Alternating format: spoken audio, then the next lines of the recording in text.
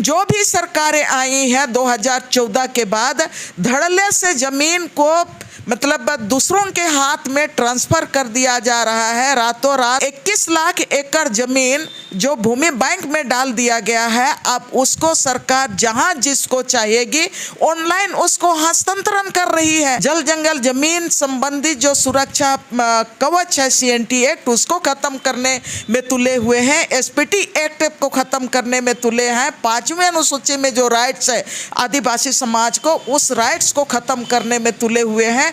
जो संवैधानिक कानून है आदिवासियों के, CNT एक्ट है, SPT एक्ट है, मुंडारी कुटकट्टी राइट्स है, विल्किंसन रूल है। आदिवासी समाज के लिए, दलित समाज के लिए भारत के संविधान में सबसे बड़ा राइट्स है, लेकिन इन तमाम राइट्स का वायलेशन किया जा रहा है। देश के आदिवासियों के हाथ से यहाँ का जल जंगल जमीन तो विकास के नाम से कारपोरेट घराने लूट रहे हैं। जमीन तो लुटा रहा है, लेकिन साथ में उनके हाथ उनका जो आरक्षण का जो व्यवस्था है जो भारतीय संविधान में, वो आरक्षण का व्यवस्था भी खत्म हो रहा है। किसान आंदोलन ने हम लोगों को रास्ता दिखाया। पूरी तरह से झारखंड के आदिवासी और दलित और किसानों को भारी नुकसान हो रहा है। किसानों के आंदोलन के साथ आइए, आदिवासी आंदोलन के साथ आइए तो देश बचा सकते हैं। आदिवासी समाज ही इस धरती को बचाने में सक्षम रहा है। अब तो ये 3P से देश चलने वाला है। सिद्धू कान्हू, चांद भैरव, बिरसा मुंडा, तेलंगा खड़िया, वीर बुद्धू भगत,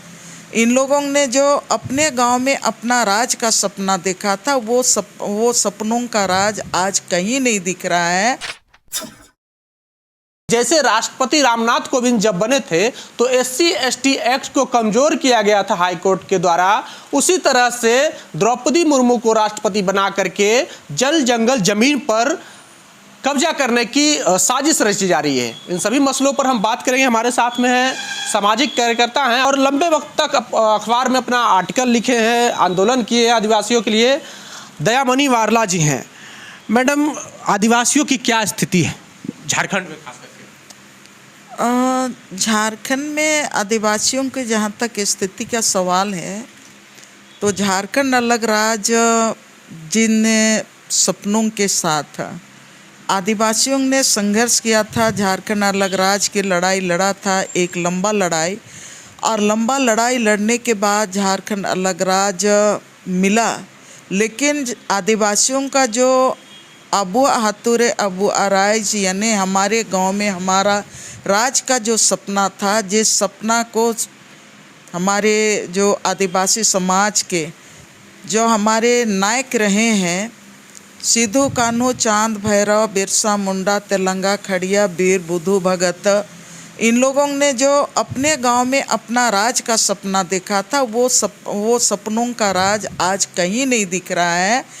आदिवासियों का स्थिति ये है कि जो अपना जंगल जमीन से आज लोग विकास के नाम से तेज़ी से विस्थापित होते जा रहे हैं। गांव उनका विस्थापित होते जा रहा है, उनके भाषा संस्कृति से लोग विस्थापित होते जा रहे हैं, और साथ में आज की तारीख में ज़मीन तो लुटा रहा है, लेकिन साथ में उनके हाथ उनका जो आरक्षण का जो व्यवस्था है जो भारतीय संविधान में, वो आरक्षण का व्यवस्था भी ख़त्म हो रहा है। आप सबको जान रहे हैं कि देश में अब देश का जो मॉडल है विकास का, वो ग्लोबल मॉडल है, और उस ग्लोबल मॉडल में आप देश में सिर्फ ग्लोबल पूंजी है, ग्लोबल मार्केट है, और ग्लोबल मार्केट में अब ये अडानी और अंबानी जैसे बड़े बड़े कारपोरेट घराने की जो नीतियां हैं, उन नीतियों के साथ यहाँ का राजनीतिक मापदंड और यहाँ का विकास का जो मॉडल तैयार किया जा रहा है, यहाँ इस ऐसे स्थिति में अब यहाँ के देश के आदिवासियों के हाथ से यहाँ का जल जंगल जमीन तो विकास के नाम से कारपोरेट घराने लूट रहे हैं, और लूटने के लिए यहाँ पर बहुत सारे कानून हैं जो संवैधानिक कानून है आदिवासियों के। CNT एक्ट है, SPT एक्ट है, मुंडारी कुटकट्टी राइट्स राइट्स है, विल्किंसन रूल है, ये तमाम जो अधिकार हैं, और ये 5वीं अनुसूची है, 6ठी अनुसूची है देश में, ये आदिवासी समाज के लिए, दलित समाज के लिए भारत के संविधान में सबसे बड़ा राइट्स है। लेकिन इन तमाम राइट्स का वायलेशन किया जा रहा है। और आज की तारीख में ग्राम सभा को जो अधिकार दिया गया है जल जंगल जमीन पर, उनका जो अपना, उनके विदाउट कंसेंट के कोई भी जमीन किसी भी तरह से, चाहे तो राज्य सरकार हो, केंद्र सरकार हो, या तो कारपोरेट घराने के लिए जमीन अधिग्रहण का सवाल हो, कोई भी जमीन नहीं ले सकता है। लेकिन आज की तारीख में जिस तरह से आपका कश्मीर में 370 को हटाने के बाद आज की तारीख में देश की जो मतलब वित्त मंत्री बोलती हैं बार बार कि 370 धारा हटाने के बाद आप वहाँ पर ज़मीन कोई भी ले सकता है, वहाँ पर निवेशक तेजी से आ रहे हैं, ज़मीन हर किसी को उपलब्ध कराया जा रहा है।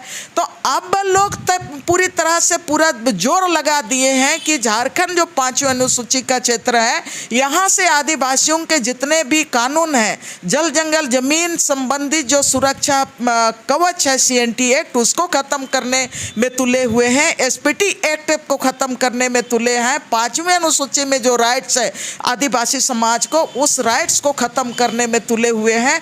तब ऐसे परिस्थिति में, और एक जो ग्लोबल फेनोमेना अभी चल रही है, आप देश की तो सारा संपत्ति आप बेच दे रहे हैं, अब यहाँ पर मैंने ग्लोबल मार्केट में अपना पैठ बनाने के लिए, और देश की संपत्ति अगर बेच रहे हैं, तो अभी जो नया कानून सरकार लेके आई है यहाँ पर सेंट्रल गवर्नमेंट के तरफ से, उस कानून के तहत में झारखंड में जितने भी आदिवासियों का जो मतलब गांव के भीतर में जो 5th शेड्यूल में भी है, CNT एक्ट में भी है, और पेशा कानून के में भी है, और हम लोगों का जो खतियान पार्ट 2 में समाज का जो सामुदायिक संपत्ति है वो पूरे गांव का है, जिसका हम लोग लगान नहीं देते हैं। अब वो तमाम ज़मीन को यहाँ पर जो पिछली सरकार भारतीय जनता पार्टी की थी, रघुवर सरकार, उन्होंने भूमि बैंक में डाल दिया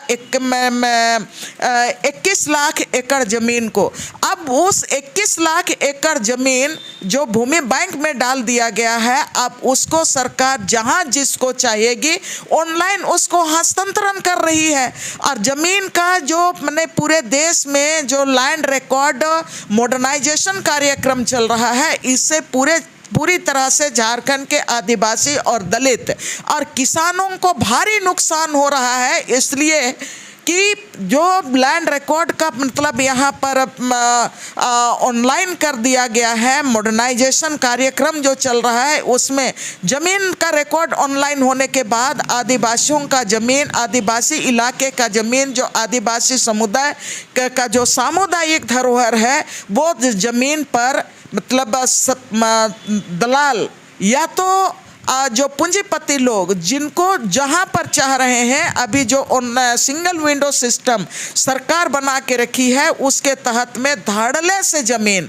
मतलब बाहर के लोग लूट रहे हैं। और जितने भी मैंने सरकार, और मैं ये वर्तमान सरकार की बात केवल नहीं है, लेकिन जो भी सरकारें आई हैं 2014 के बाद, धड़ल्ले से ज़मीन को मतलब दूसरों के हाथ में ट्रांसफ़र कर दिया जा रहा है। रातों रात मैंने जो खतियान में नाम जो है ओरिजिनल ज़मीन मालिक का नाम वो बदल दिया जा रहा है। तो ये तमाम चीज़ें आज की तारीख में यहाँ पर चल रही है। तब ऐसे परिस्थिति में आप तो ये 3P से देश चलने वाला है।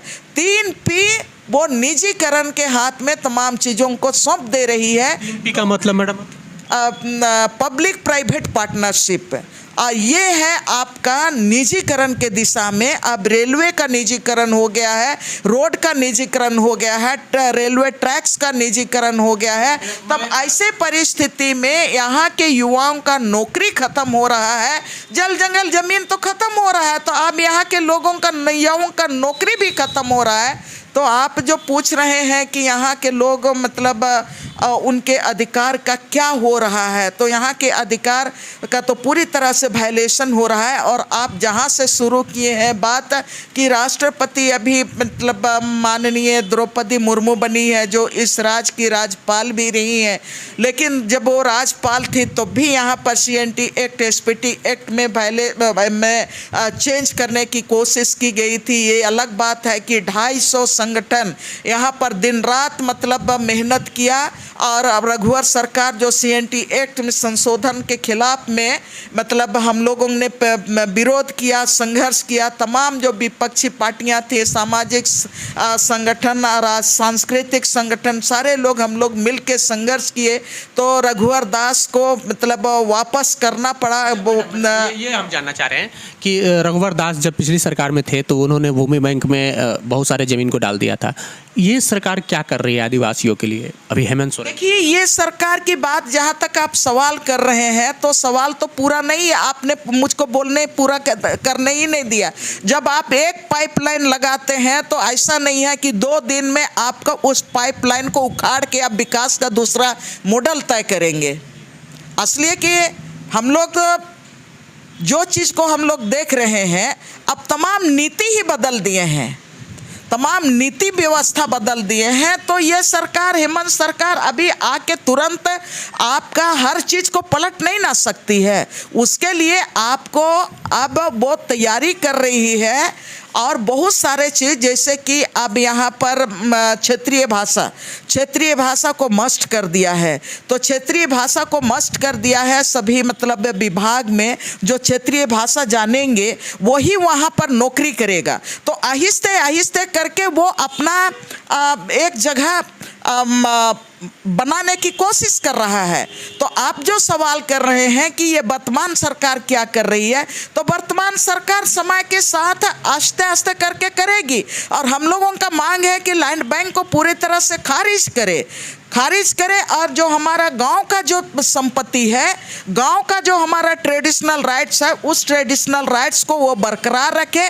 5वीं अनुसूची को कड़ाई से लागू करे, CNT एक्ट को कड़ाई से लागू करे और यहाँ पर मतलब पेशा कानून को कड़ाई से लागू करे। ये हम लोग मांग कर रहे हैं। मैडम, ये आदिवासी बहुल क्षेत्र है, आपने लंबे वक्त तक लड़ाई लड़ी, आंदोलन किए। क्या लगता है कैसे इन सब चीज़ों से निपटा जाए, क्या इसका निदान है? देखिए, निदान एक ही है। देश को लूटने वाले शक्तियां एक तरफ हैं।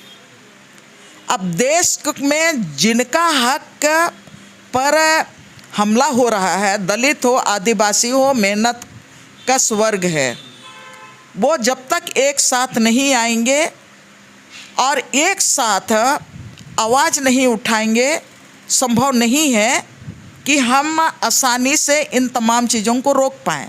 इसलिए मैं ये बात कह रही हूँ कि 2020 और 21 में जो कोरोना काल के समय में सब लोगों ने ये चीज़ देख लिया है कि सो कॉल्ड डेवलपमेंट का जो नतीजा हम लोगों ने भुगत चुका है कि आपके पास करोड़ रुपया है, लाख रुपया आप अपना बटुआ में लेके जा रहे हैं ऑक्सीजन सिलेंडर खोजने के लिए, लेकिन ऑक्सीजन सिलेंडर आपको नहीं मिला। पैसा आपके बगल में है, आपके पास राज सत्ता का ताकत है, आपके पास आज की तारीख में साइंटिस्ट लोग हैं, आपके पास तमाम पुलिस फोर्सेस हैं, हर चीज़ आपके पास है, पैसा भी आपके पास है, लेकिन ऑक्सीजन सिलेंडर आपको नहीं मिला। क्यों? इसलिए नहीं मिला कि जो सो कॉल्ड डेवलपमेंट इस नेचर को बर्बाद कर रहा है, यहाँ का पर्यावरण को बर्बाद कर रहा है। और आज की तारीख में इस धरोहर को बचाने वाले लोगों को पूरी तरह से जो यहाँ का आदिवासियों का सवाल उठाते हैं, किसानों का सवाल उठाते हैं, संविधान के अधिकारों की बात करते हैं, संविधान रक्षा की बात करते हैं, पूरे देश की बात मैं ये कह रही हूँ कि उनको आप माओइस्ट में करार दे रहे हैं, उनको आप देशद्रोही करार दे रहे हैं और जेल में बंद करके उनको बेमौत आप मारने के लिए मजबूर हैं। तो मैं ये कहना चाहती हूँ कि आज की तारीख में किसान आंदोलन ने हम लोगों को रास्ता दिखाया और किसान आंदोलन जिस तरह से आंदोलन किया पूरी ताकत के साथ, तो आज की तारीख में पर्यावरण बचाने के लिए, गांव को बचाने के लिए, यहाँ के जल स्रोतों को बचाने के लिए, यहाँ का मिट्टी को बचाने के लिए सिर्फ झारखंड नहीं लेकिन पूरे देश का की बात मैं कह रही हूँ। किसानों के आंदोलन के साथ आइए, आदिवासी आंदोलन के साथ आइए तो देश बचा सकते हैं। नहीं तो फिर अलग अलग आप दलित हैं, ये हैं, वो हैं, सारा कुछ कर लीजिएगा, लेकिन आप वर्तमान जो मने ग्लोबल फेनोमेना है, उनका जो एजेंडा है, उनको आप रोक नहीं पाएंगे। आदिवासी समाज कितने जागरूक हैं अपने हक और अधिकार? आदिवासी समाज जागरूक हैं, इससे तो सीखना चाहिए। हम लोग 1700 से लड़ रहे हैं, 1700 दशक से लड़ रहे हैं, आज तक हम लोग लड़ रहे हैं। और झारखंड में और पूरे विश्व, पूरे भारत में आप देखिएगा तो आदिवासी समाज ही ऐसा समाज है जो आज की तारीख में सरकार के एजेंडा के खिलाफ में, जो एंटी पीपल्स जितने भी पॉलिसियाँ आ रही हैं, हर पॉलिसी के खिलाफ में आदिवासी समाज खड़ा है। यहाँ पर नेतरहाट फील्ड फायरिंग रेंज का आंदोलन आप लोग सुने हैं कि नहीं सुने हैं, जो 245 गांव को बचाने का काम किया है। कोयल कारो जन संगठन, कोयल कारो आंदोलन यहाँ पर 256 गांव को बचाने का काम किया है। आर्सलन मित्तल जैसे लोगों को यहाँ पर औंधे मने मुंह उनको धक्का देते हुए उनको बाहर कर दिया है। आदिवासी समाज ही इस धरती को बचाने में सक्षम रहा है, उन्होंने कहीं पर समझौता नहीं किया है। बस सिर्फ ज़रूरत है इस देश के तमाम आंदोलनों को निस्वार्थ भाव से आदिवासी आंदोलनों के साथ में आए, आदिवासी आंदोलन को आप सहयोग कीजिए तो ये देश बचेगा। बहुत बहुत धन्यवाद मैडम। तो ये थे हमारे साथ में दयामणि वारला, जो कि सामाजिक कार्यकर्ता हैं, आदिवासी समाज के लिए हमेशा से आवाज़ उठाते रहे हैं और लंबे वक्त तक, लगभग 15 वर्षों तक आदिवासी समाज के हक और अधिकार के लिए अखबार में आर्टिकल भी लिखते रहे हैं और कई आंदोलन में भाग लिए हैं। बहरहाल आपको हमारा बातचीत कैसा लगा, आप अपनी प्रतिक्रिया कमेंट बॉक्स में जरूर दें। अगर आप यूट्यूब चैनल पर देख रहे हो तो चैनल को सब्सक्राइब कर लें, फेसबुक पेज पर देख रहे हो तो पेज को लाइक कर लें। बहुत बहुत धन्यवाद।